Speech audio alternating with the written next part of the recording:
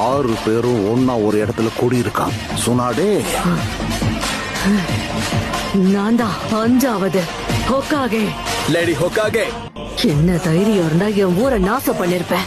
என் முன்னோர்கள் கனவை செதைச்சிட்டல, உன்னை நான் விட மாட்டேன்டா. ஒரு ஹோக்காகேவா இந்த மொத்த பிரச்சனையையும் முடிக்கிறேன். இப்பயாவது உனக்கு பலி நான் என்னன்னு புரிஞ்சுதா? என்னோட தேவை பொறுத்துதான். போதும், நிறுத்துடா.